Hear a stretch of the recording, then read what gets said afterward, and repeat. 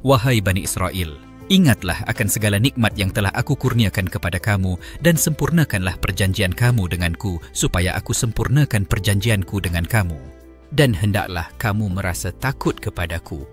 Dan berimanlah kamu dengan apa yang aku turunkan, Al-Quran yang mengesahkan kebenaran kitab yang ada pada kamu, dan janganlah kamu menjadi orang yang mula-mula mengingkarinya.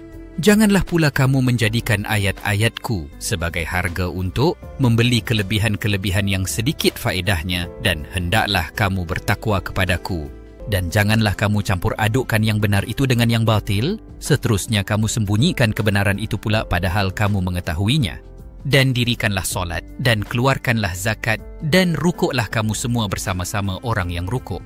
Patutkah kamu menyuruh manusia supaya melakukan kebaikan, sedangkan kamu lupa akan diri kamu sendiri? Padahal kamu semua membaca kitab Allah. Tidakkah kamu berfikir? Dan mintalah pertolongan kepada Allah dengan jalan sabar dan mendirikan solat. Sesungguhnya solat itu amat berat, kecuali kepada orang yang khusyuk. Laitu mereka yang meyakini bahawa mereka akan menemui Tuhan mereka dan bahawa mereka akan kembali kepadanya.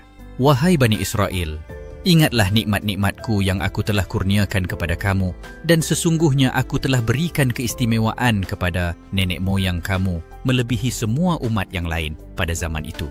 Dan hendaklah kamu takutkan hari akhirat di mana pada hari itu tidak ada seorang pun dapat melepaskan orang lain sedikit pun daripada balasan azab, dan tidak diterima syafaat daripadanya, dan tidak pula diambil daripadanya sebarang tebusan, dan mereka tidak akan diberi sebarang pertolongan. Dan ketika kami selamatkan kamu daripada Fir'aun dan orangnya yang sentiasa menyeksa kamu dengan azab yang dahsyat, mereka menyembelih anak-anak lelaki kamu dan membiarkan anak-anak perempuan kamu hidup. Pada kejadian itu terdapat ujian yang besar daripada Tuhan kamu.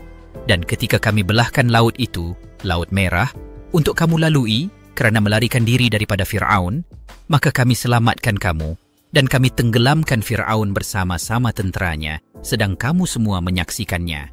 Dan ketika kami berjanji kepada Musa untuk memberi Taurat kepadanya sesudah 40 malam, kemudian setelah dia pergi, kamu menyembah patung, anak lembu, dan kamu sebenarnya orang yang zalim terhadap diri sendiri. Kemudian sesudah itu kami maafkan kesalahan kamu agar kamu bersyukur.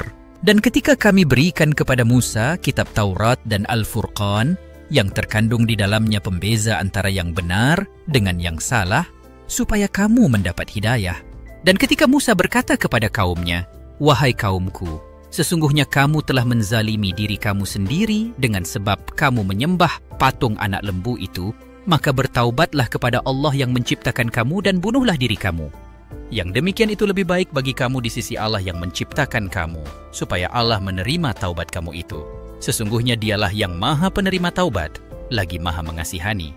Dan ketika kamu berkata, "Wahai Musa, kami tidak akan beriman kepadamu sehingga kami dapat melihat Allah dengan jelas dengan mata kepala kami.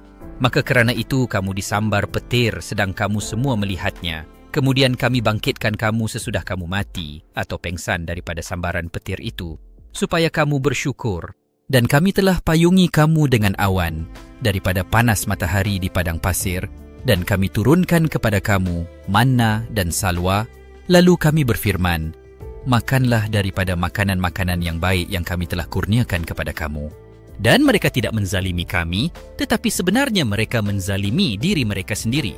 Dan ketika kami berfirman, masuklah kamu ke bandar ini, kemudian makanlah daripada benda-benda yang ada di dalamnya dengan sepuas-puasnya, apa sahaja yang kamu sukai. Dan masuklah kamu melalui pintunya dengan merendah diri, dan mintalah ampun dengan berkata, "Ya Allah, ampunilah dosa kami," supaya kami ampunkan kesalahan-kesalahan kamu, dan kami akan tambah pula pahala orang yang melakukan kebaikan. Kemudian orang yang zalim itu mengubah perkataan, perintah kami yang dikatakan kepada mereka dengan melakukan sebaliknya, maka kami turunkan ke atas orang yang zalim itu bala bencana dari langit disebabkan mereka sentiasa berlaku fasik, menderhaka. Dan ketika Musa memohon supaya diberi air untuk kaumnya, maka kami berfirman, pukullah batu itu dengan tongkatmu. Dia pun memukulnya, lalu terpancutlah daripada batu itu 12 mata air. Sesungguhnya setiap satu puak di antara mereka telah mengetahui tempat minumnya masing-masing. Kami berfirman, Makanlah dan minumlah kamu daripada rezeki Allah itu dan janganlah kamu bermaharajalela melakukan kerosakan di muka bumi. Dan ketika kamu berkata, "Wahai Musa, kami tidak sabar, sudah jemu, dengan makanan yang sejenis sahaja, maka berdoalah kepada Tuhanmu untuk kami, supaya dikeluarkan bagi kami sebahagian daripada apa yang tumbuh di bumi, daripada sayur-sayuran, mentimun, bawang putih, kacang dal, serta bawang merahnya." Musa menjawab, "Adakah kamu mahu menukar sesuatu yang kurang baik dengan meninggalkan yang lebih baik? Turunlah kamu ke bandar, kerana di sana kamu boleh dapati apa yang kamu minta itu." Mereka juga ditimpakan dengan kehinaan dan kemiskinan dan mereka kembali mendapat kemurkaan daripada Allah.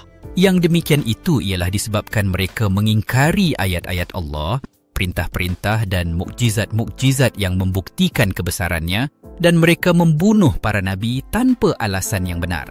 Yang demikian itu ialah disebabkan mereka menderhaka dan mereka pula sentiasa melampaui batas.